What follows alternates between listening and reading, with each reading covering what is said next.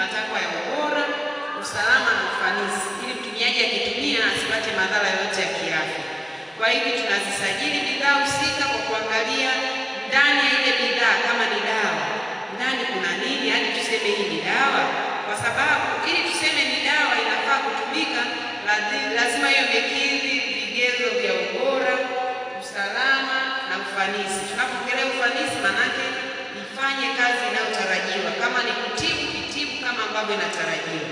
Lakini tunapoongelea ubora, kwa maana kwamba kuna uzalishaji ambao tunasema unazalisha kwa msingi ya viwango vya ubora.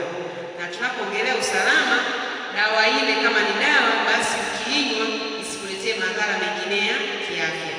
Jukumu lingine ambalo tunalifanya ni kuhakikisha tunazikagua hizi bidhaa. Kwa zikisha sajiliwa zinakuwa katika soko, na sisi tunafanya jukumu la kuzifuatilia katika soko.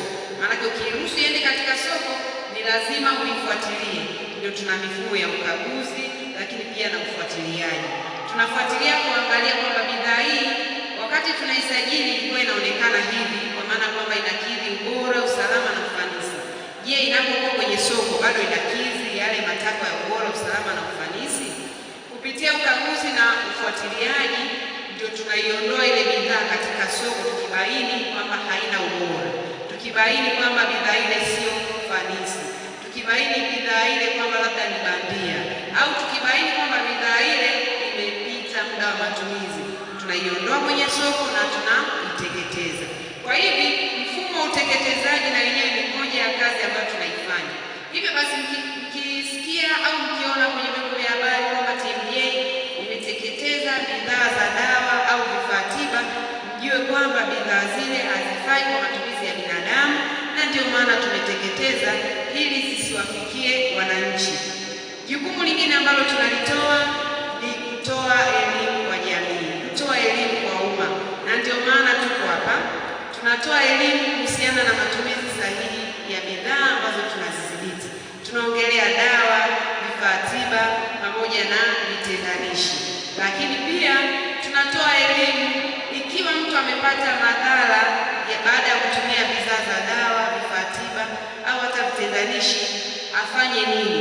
Kwa hivyo ikiwa umetumia bidhaa hizi na ukawa umepata madhara ya kiafya au umepata maudhi, unatakiwa utoe taarifa TMDA.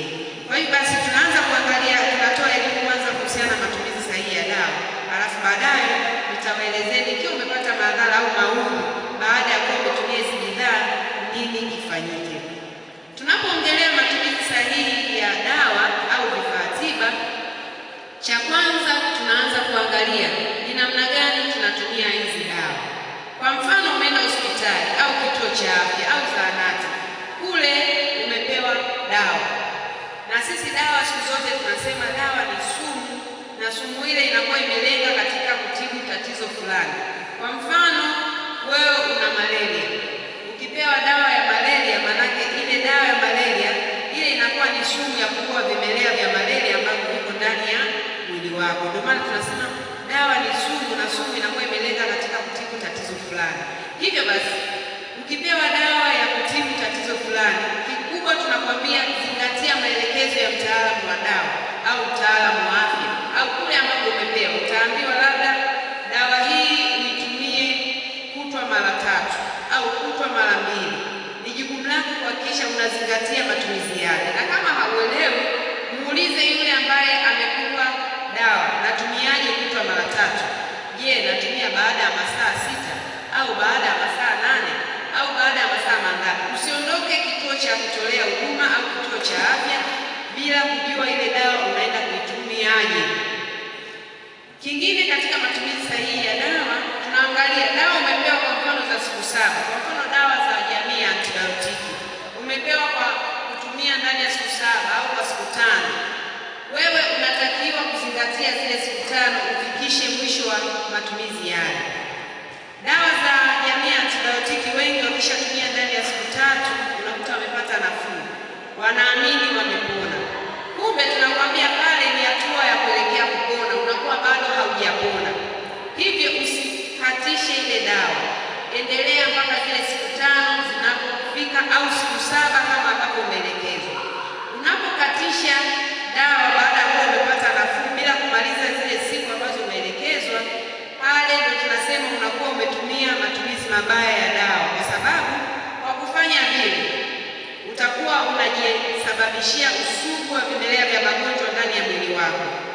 siku unatakiwa kutumia dawa ile ya jamii ya antibiotiki.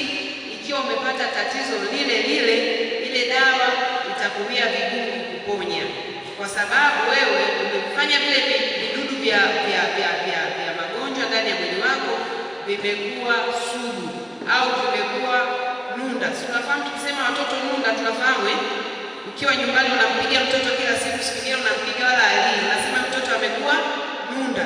Basi na hivi vimelea vya magonjwa vinakuwa nunda.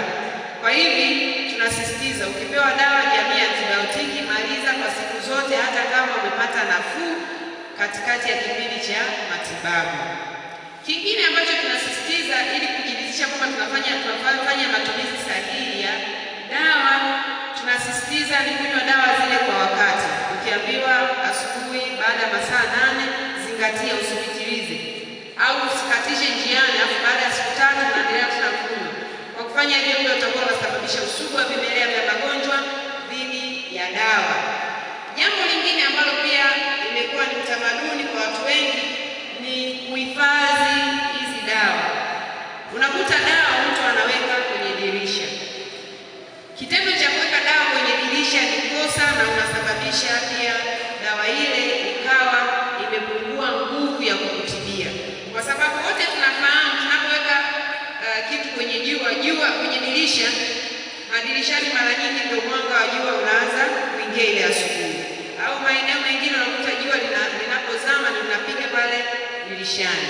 Sasa dawa nyingi unakuta hazipendi kukutana moja kwa moja na mwanga wa jua, au hazitakiwi kukutana na joto, sababu jua likipiga pale kwenye dirisha, ile dawa inakutana na joto. Sasa dawa nyingi zinaharibika au zinapungua ubora wake zinapokuwa zimekutana na joto ambalo hazitakiwi kukutana na hilo joto, kwa sababu kwa kufanya hivyo dawa hizo zinapungua ubora wake. Lakini tabia nyingine ambayo tumebaini ndani ya jamii, unakuta dawa zinawekwa jikoni, pale juu jikoni. Kwa hivyo moshi, kama ni moshi unaenda pale, au joto la jikoni, moto ule unaenda pale, ile dawa inapungua ubora wake. Na inapopungua ubora wake, tafsiri yake ni kwamba ile dawa hata ukinywa, hata ukizingatia maelekezo ya wataalamu wa afya, ukanywa asubuhi, mchana, jioni, au asubuhi na jioni kwa zile siku 7 au siku 5, dawa ile inakuwa imepungua nguvu na wewe hautapona, kwa sababu ile dawa ambayo inatakiwa kutibiwa imeshapoteza ile tunasema hadhi, au imepoteza ile nguvu ya kuwa dawa ya kuwa wale wadudu ambao wako mwilini mwako kutokana na tatizo ambalo uko nalo. Kwa hiyo tunasisitiza dawa iwekwe katika sehemu ambayo ni safi, salama na kavu. Kwa hiyo hata wale ambao wanaweka dawa chini wajue kwamba dawa ikikutana na vumbi inapoteza ubora wake. Kwa hiyo hapa tulikuwa tunaangalia namna gani pia ya kuhifadhi dawa. Na wengine wamekuwa na tabia ya kubakishiana dawa. Unakuta labda watu wawili wanaumwa, ananunua dozi moja, anamgawia huyu nusu na huyu nusu, akiamini kwamba wote watapona. Hiyo pia ni tabia ambayo haitakiwi katika matumizi ya dawa, na tunaongelea matumizi sahihi ya dawa. Na tabia nyingine ambayo tunapenda kusisitiza hapa ni tabia ya kujitibia. Ukiumwa, tunasisitiza nenda kituo cha afya, nenda zahanati au nenda hospitali. Kule watakwambia dawa ya kutumia baada ya wao kuwa wamesha kufanyia uchunguzi wa kina na kujua wewe dawa hii ndio itakayokufaa. Tuache tabia au tuache mazoea ya kujitibia kwa kuwa fulani alikuwa anaumwa tatizo kama lako, ukiamini kwamba alitumia dawa ile na wewe ukitumia dawa hiyo itakuponya. Kwa kufanya hivyo tutakuwa tunajiletea usugu wa vimelea vya magonjwa. Kumbe basi tunakumbushwa ni lazima tuende vituo vya afya au tuende kwenye hospitali. Kule baada ya kufanyia uchunguzi, mtaalamu wa dawa, mtaalamu wa afya atatuambia ni dawa gani tutumie kulingana na tatizo tulilo nalo. Sasa basi tunaangalia pia upande mwingine, ikiwa mtu ametumia dawa amepata maudhi au madhara ya kiafya afanye nini? TMDA pamoja na majukumu mengine linafuatilia madhara au maudhi yanayotokana, anatakiwa atoe taarifa TMDA. Ukiona inakuia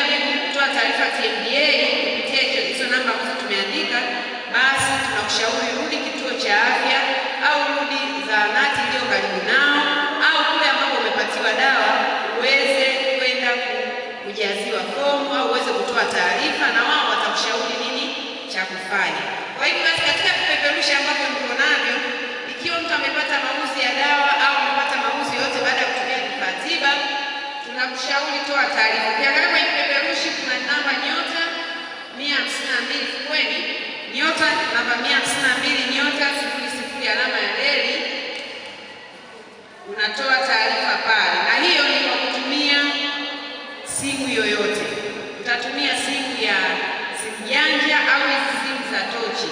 Naamini kila mtu atakuwa na simu. Kama wewe una simu, basi mtu wa pili au watatu yako ana simu, na ndio maana sasa tukaamua kutafuta mbinu nyingine ya kupokea taarifa ikiwa mtu amepata mauzi au madhara ya kiafya. Kwa hiyo kwa simu yako unaweza ukatoa taarifa TMDA.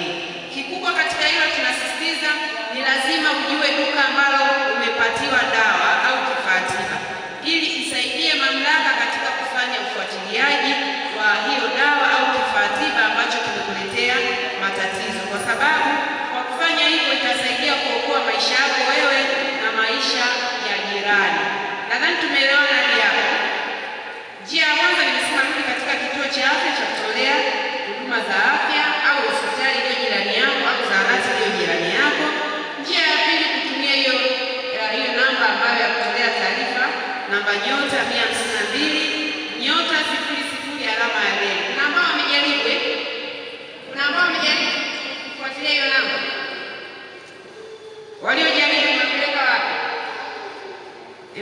wapi?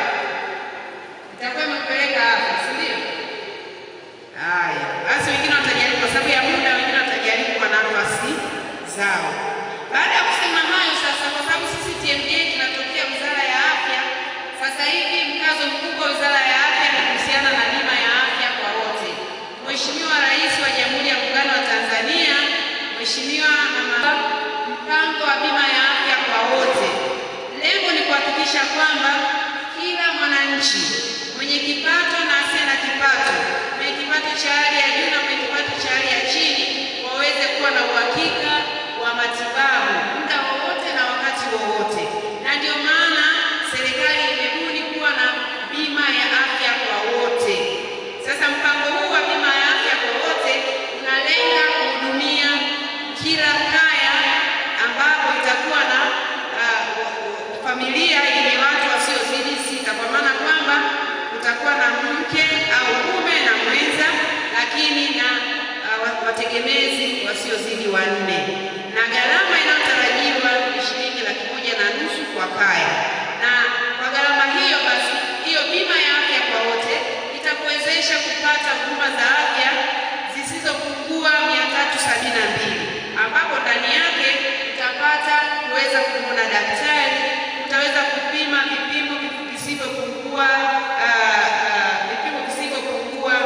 74, lakini pia utaweza kupata matibabu kwa wanaoenda kujifungua, wanaweza wakajifungua kupitia kifo hicho, lakini pia kuna vipimo vya radiolojia tukimaanisha x-ray pamoja na skani mbalimbali kupitia pesa hiyo hiyo, kwa sababu mpango wa bima ya afya kwa wote umezingatia kwamba sio wote wataumwa kwa wakati mmoja, na ndivyo bima ambazo zinafanya kazi. Kwa hivi kila jamii, kila nyumba inatarajiwa kujiunga na huo mpango wa bima ya afya kwa wote.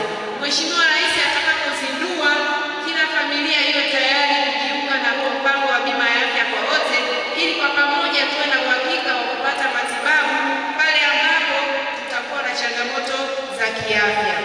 Na bima hii sasa ikiwa katika kaya, watu wenzetu wa TAMISEMI, kwa maana kwamba namna ambavyo halmashauri zimejipanga zitaweza kubaini kila familia ina watu wangapi, na hiyo itahusiana familia moja, na sio wewe kwa sababu wewe na mwenza basi unamchukua jirani na jirani. Hapana, kila nyumba na utaratibu mzuri utakuwa umeandaliwa kulingana na kaya zetu zilivyo na kulingana na wategemezi tulionao ndani ya familia. Kwa hiyo basi sisi wito wetu kwenu ni kwamba tuwe tayari, tujiandae. Watakapozindua tu mpango wa bima afya kwa wote, basi tuwe tayari kujiunga ili tuweze kufaidika na mpango huu muhimu sana ambao unatulenga wote kupata huduma za kiafya pale tunapopata changamoto. Basi baada ya kusema hayo, namkaribisha meneja wa kanda ili aongezee yale ambayo nitakuwa sijaeleza, lakini kama una swali Ili uwe wa kwanza kupata taarifa zetu, usisahau kusubscribe, kulike na kushare.